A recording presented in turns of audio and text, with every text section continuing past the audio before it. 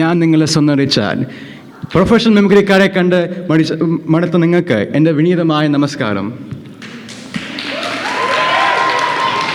36 വർഷം മുമ്പ് മമ്മൂട്ടി അവതരിപ്പിച്ച ഒരു വടക്കൻ വീരഗാഥ എന്ന സിനിമയിലെ ഇതിഹാസ കഥാപാത്രമായ ചതിയൻ ചന്തുവായി റിച്ചാർഡ് നിങ്ങൾ മുമ്പിൽ എത്തുന്നു. ചതിയൻ ചന്തയുടെ കൂടെ ക്രൂരകളെ പറ്റി നിങ്ങൾക്ക് എന്തറിയാം? ഇരുമ്പാണ്ടട്ടി മുളയാണി വെച്ച് പൊങ്കാരം കൊണ്ട് ചുരുക വിളയ്ക്കാൻ കൊള്ളന് 10 പണം കൊടുത്തവൻ ചന്തു. മാറ്റാൻ ചുരുക ചോദിച്ചപ്പോൾ മറന്നുപോയി കളമറന്നവൻ ചന്തു. മടി അംഗത്തളച്ച് ചൂടടക്കണ വീർന്ന വയറ്റിൽ കുത്തുടക്കണ തണ്ടകർത്തി മാറ്റാൻ കൊടുത്തതേക്ക് ചാടിട്ടവൻ ചന്തു. കൊടുംചതികൾ പിന്നെ എന്തൊക്കെ പാടി നടക്കുന്നുണ്ട് പാനാർ നിങ്ങളുടെ നാട്ടിൽ. ഇതോ അംഗം ചെറുപാളിയം വിടാത്ത കുട്ടികളുടെ കൂടെ തുടക്കാൻ കൂടെ നിന്നതോ അംഗം. ചന്തുവിനെ തോപ്പിക്കാൻ നിങ്ങൾക്കാവില്ല. ജീവിതത്തിൽ ചന്തുവിനെ തോപ്പിച്ചിട്ടുണ്ട് പലരും പല വട്ടം. മലയാളി ഓർത്ത് മരിച്ച അച്ഛൻ ആദ്യനെ തോപ്പിച്ചു. സ്നേഹം പങ്കോ കൈവച്ച ഗുരുനാഥൻ പിന്നിനെ തോപ്പിച്ചു. പൊന്നിനും പണത്തിനും ഒപ്പിച്ച് തൂക്കി നോക്കിയപ്പോ മോഹിച്ച പെണ്ണുമ്മനെ തോപ്പിച്ചു. അവസാനം സത്യം വിശ്വസിക്കാതെ ചെങ്ങാതെയും തോപ്പിച്ചു. അംഗമറം കൊണ്ടും ആയുധബലം കൊണ്ടും ചതിയൻ ചന്ദനെ തോപ്പിക്കാൻ ആണായിപ്പെടുന്നവർ ആരുമില്ല. മടങ്ങിപ്പോ. അടുത്തതായി നമ്മുടെ സ്വന്തം ദുൽഖർ സൽമാൻ. എന്റെ ഉപ്പാപ്പ, ഈ സിറ്റിയില് ഇങ്ങനെ ബിരിയാണി കഴിയുന്ന ബാക്കില്ല, എന്നത്തും കാണാൻ നഷ്ടത്തില്ല. അതെന്താ ഉപ്പാപ്പ അങ്ങനെ? ഉമ്മടക്കാരുടെ മോളെ കോളേജ് ഫീസ് അല്ലെങ്കിൽ ആദ്യത്തോടെ മോളെ നിക്കാകെ അല്ലേ? അങ്ങനെ നോക്കിയ ഇങ്ങനെ നടത്തുന്ന ഇവിടെ ഉള്ള ആൾക്കാരെ കാര്യം നോക്കാണ്, അല്ലാണ്ട് ബിസിനസ് ആയിട്ടൊന്നുമല്ല. ഇന്ത്യൻ സിനിമയുടെ അഭിമാനമായ മോഹൻലാൽ രാവണപ്രഭു എന്ന സിനിമയിൽ മംഗലശ്ശേരി നീലകണ്ഠനായി ഇതാ നിങ്ങളുടെ മുമ്പിൽ. ശേഖര, കരുത്തിനു പകരം വലങ്കൈ എടുത്തതും പിന്നെ കുഞ്ഞിനുതൻ എനിക്ക് പകരം മരിച്ചപ്പോ തല്ലി കൊല്ലാറ് വിട്ടതും നീലകണ്ഠന്റെ കരുവേകേടായിട്ട് കാണുന്നതുമേ. വലങ്കയിലേക്ക് ചോരവോറ്റും കൂടിയപ്പുറം ആയതും താനേ കയ്യിലേക്ക് വന്നപ്പുറം മനസ്സിന് ശരീരത്തെ ജയിക്കാൻ ഞാൻ ശീലിച്ചെന്ന ബലമാണ് നീ. എന്താണോ നന്നാവാത്തെ? അനായാസേന മരണം വിനാദയേന ജീവിതം തേഹിമകൃപയാൽ ശംഭോ തുഹി ഭക്ത മഞ്ജല.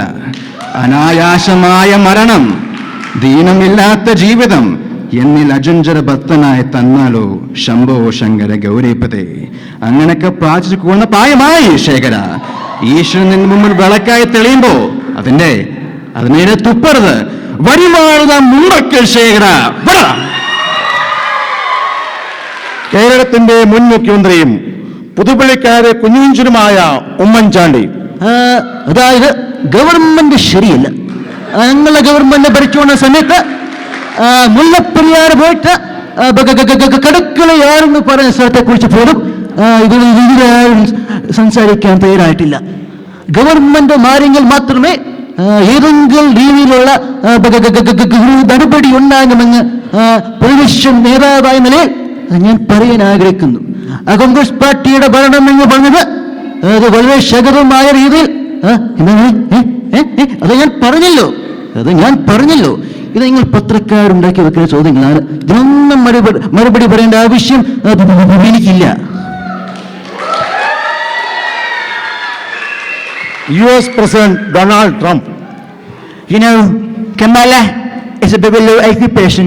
She's a very low IQ person, and for taking IQ tested too.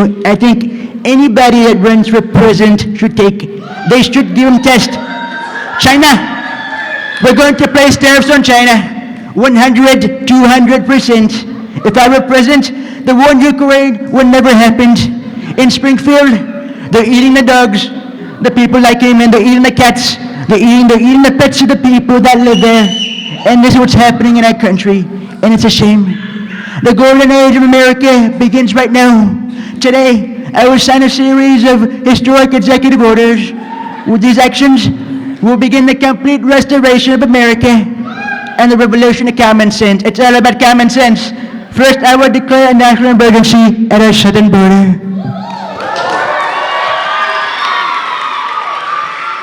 അടുത്തതായി റിച്ചാർഡ് നിങ്ങളെ കൂട്ടിക്കൊണ്ടു പോകുന്നത് മലയാള സിനിമയിലെ ആക്ഷൻ ഹീറോ ജയന്റെ ബർത്ത്ഡേ പാർട്ടിയിലേക്കാണ്. ഇതിൽ പങ്കെടുക്കാൻ മലയാളത്തിലെ സൂപ്പർ താരങ്ങളായ പ്രേം നസീർ, മധു, KP ഉമ്മർ, ജോസ് പ്രകാശ്, ജനാർദ്ദനൻ, സുകുമാരൻ എന്നിവർ എത്തിയപ്പോൾ മിസ്റ്റർ ജയൻ, ആ താങ്കളുടെ വലിയ നടനാണ്. ആ താങ്കൾക്ക് വേണ്ടി അതിന്റെ ബർത്ത്ഡേ ആശംസകൾ. നസീർ സാർ, താങ്കളുടെ വാക്കുകളാണ് എൻ്റെ ഏറ്റവും വലിയ സമ്മാനം. Oh I see. പിന്നെ എന്തൊക്കെയുണ്ട് വിഷയം? ഓഹോ, എടാ Jaya, happy birthday to you. അത് പോട്ടെ, കുപ്പ എവിടെയാ? ഹലോ മിസ്റ്റർ ജയൻ, നിനക്ക് വേണ്ടി സിംഗപ്പൂരിൽ നിന്ന് ഞാൻ ന്യൂണിസ് ചോടുന്ന ബിസ്ക്കറ്റൊക്കെ സമ്മാനമായിട്ട് കൊണ്ടുവന്നിട്ടുണ്ട്. ബൈ ദ ബൈ, ഞങ്ങൾക്ക് അത് ഇഷ്ടപ്പെട്ടില്ലെങ്കിൽ ഞാൻ എൻ്റെ മുതലുകൾക്ക് ഇത് കൊടുക്കും. What did you say? എടാ ജയ, ഹാപ്പി ബർത്ത്ഡേ. ലേറ്റ് ആയി പോകാൻ നീ ക്ഷമിക്കണം. പൃഥ്വിയുടെ പുതിയ പടത്തിന് ഷൂട്ടിംഗ് ആയിരുന്നു. ഇങ്ങനെ നോക്കി നിൽക്കണം, കേക്ക് കട്ടിയിടാം. ജിയ, കൊള്ളാം പരിപാടി. നീ ക്ഷണിച്ചില്ലല്ലേ?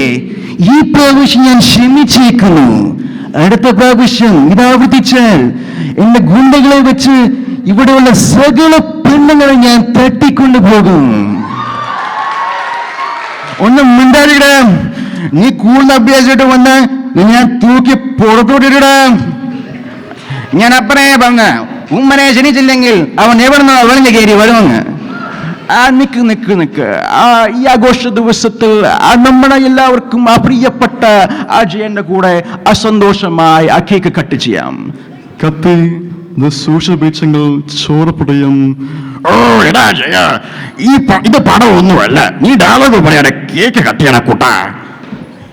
ഈ സ്ഥലത്തിൽ കൂടിയിരിക്കുന്ന എല്ലാവർക്കും എൻ്റെ നന്ദി. Thank you.